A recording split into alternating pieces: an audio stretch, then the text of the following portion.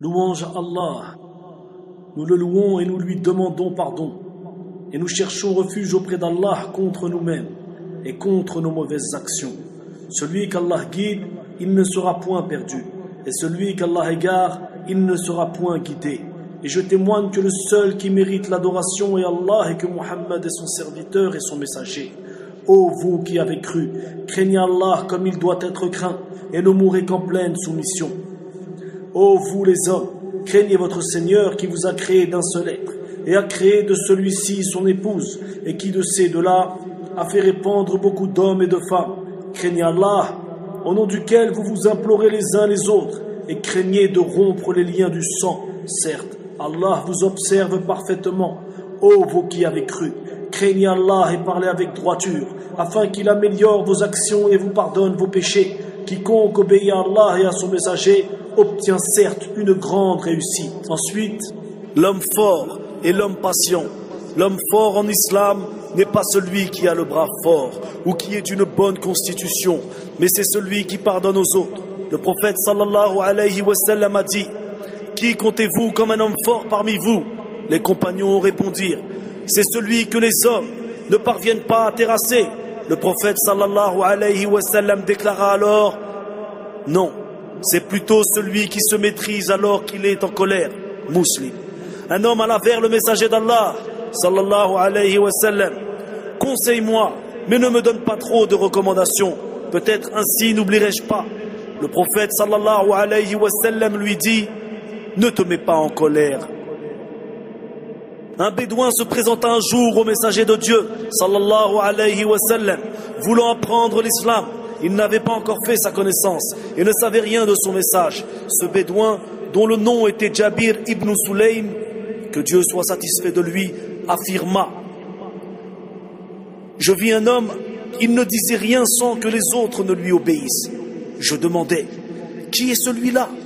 Ils répondirent: le messager d'Allah. Je dis: sur toi la paix, ô messager de Dieu. Il me reprit: ne dis pas sur toi la paix.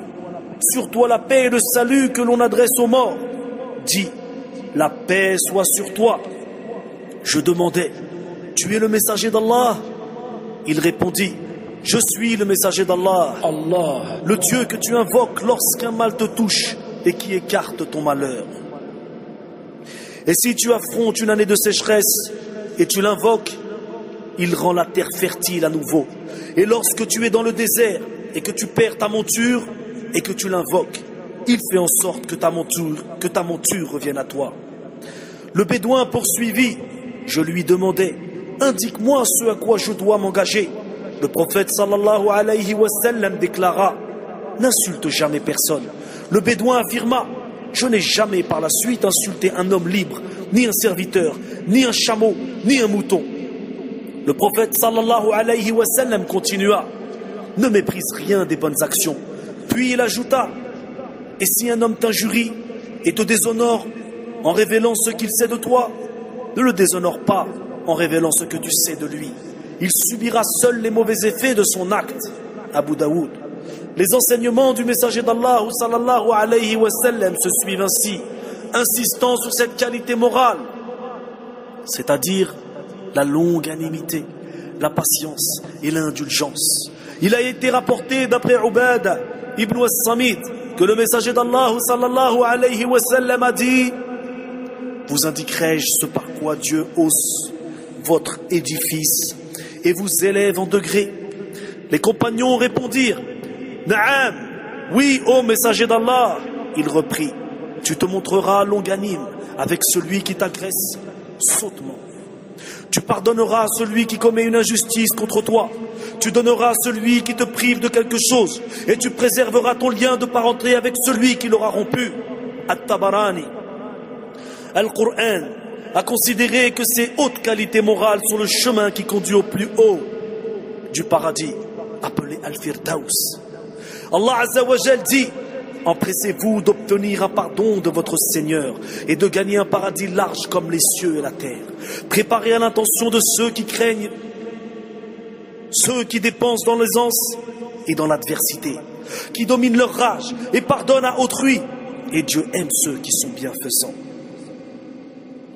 Dans nos vies, nous sommes confrontés à des situations qui nous font souffrir et à des paroles qui nous font mal.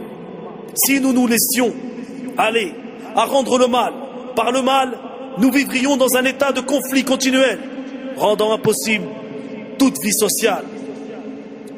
Nous devons au sein de nos foyers maîtriser notre colère, pardonner, préserver les liens d'amour et de respect. Au travail, que l'on soit employé, ouvrier, commerçant, il faut réprimer nos ressentiments et rendre le bien pour le mal. Dans la rue, l'espace et les transports publics, il arrive que quelqu'un nous nuise et parfois sans mauvaise intention. Là encore, il faut savoir se parer de cette patience et pardonner, se rappeler la parole de Dieu dans le Coran. La bonne action et la mauvaise ne sont pas égales. Repousse le mal par ce qui est meilleur. Et voilà que celui avec qui tu étais en conflit devient-elle un ami chaleureux. Cela n'est donné qu'à ceux qui sont patients. Et cela n'est donné qu'aux détenteurs d'une grâce infinie.